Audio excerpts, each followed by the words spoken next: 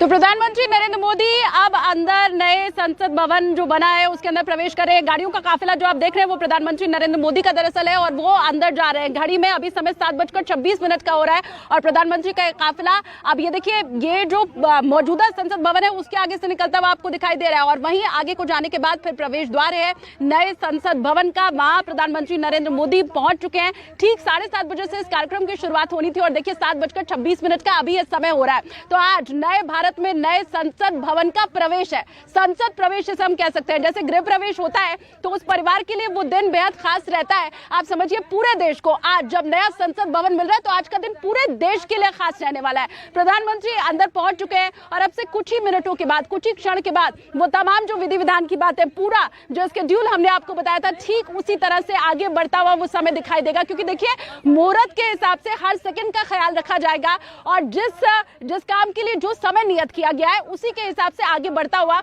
ये आपको कार्यक्रम दिखाई देगा। तो प्रधानमंत्री अंदर प्रवेश कर चुके हैं। इसके पहले भी कई हमने यहाँ पर वीवीआईपी मूवमेंट देखा था, जाते हुए यहीं से गाड़ियों को हमने अंदर देखा था। तो बहुत से ऐसे गणमान्य लोग भी हैं जो अंदर पहुंच चुके हैं और अब नए भारत का नया संसद भवन जो बन करके तैयार है उसका संसद प्रवेश अब कुछ ही मिनटों के बाद अंदर शुरू होने वाला है। प्रधानमंत्री की मौजूदगी अंदर है। यहाँ से इंतजार खत्म हो चुका है। देश के प्रधानमंत्री नरेंद्र मोदी पहुंच चुके हैं, लेकिन क्या बेहतर होता अगर यहाँ पे तमाम वो विपक्षी खेमा भी पहुंचता जिन्होंने बायकॉट किया है। उन्होंने किसका बायकॉट किया है? वो संसद भवन का जो इस देश को मिलने जा रहा है, जो आजादी के बाद पहला ऐसा ऐतिहासिक भवन निर्माण हुआ है जिसपे सबका अधिकार है। क्या ये सही लगता है?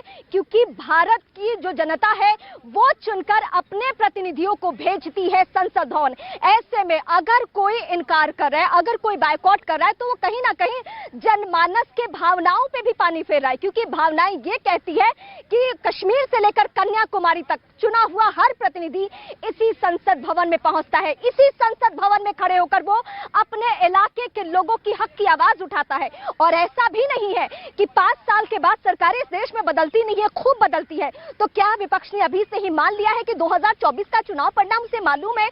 क्योंकि संसद भवन के पूरे प्रोग्राम का, पूरे समारोह का विरोध करना कहां से उचित है? क्योंकि यह संसद भवन किसी प्रधानमंत्री का नहीं, किसी राष्ट्रपति का नहीं, देश के हर एक नागरिक का है। और इस उत्सव में सबको भाग लेना चाहिए। हमें लगता है कि शायद वक्त के साथ कुछ और पार्टियां भी आएंगी सामने, क्योंकि हमने बीएसपी को देखा, हमने एलजेपी को देखा, जो छोटी छोटी पार्टियां हैं, जो क्षेत्रीय शतरफ है, वो एक एक करके सामने आ चुके हैं। लेकिन मैं फिर दोहराऊंगी कि ये समारोह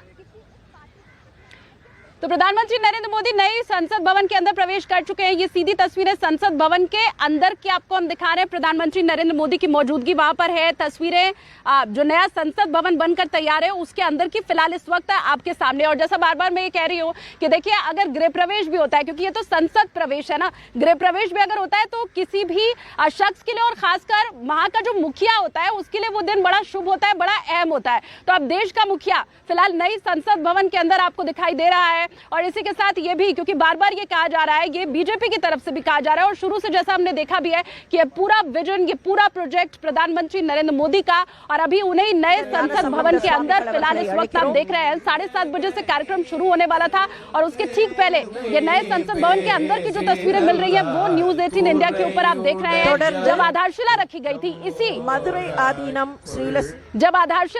थी इसी नए संसद भवन की, उस वक्त भी हमने देखा था कि मंत्रोच्चार के बीच कैसे यज्ञ करते हुए, हवन आहुति करते हुए प्रधानमंत्री नरेंद्र मोदी हमें दिखाई दिए थे। अब आज एक बार फिर से वही यज्ञ, हवन, प्रधानमंत्री जी का स्वागत करते हैं जो अभी इस पवित्र उत्सव के स्थल पर पहुंचे हैं।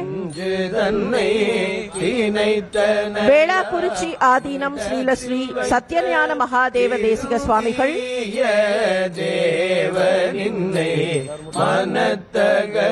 அவர்களை தொடர்ந்து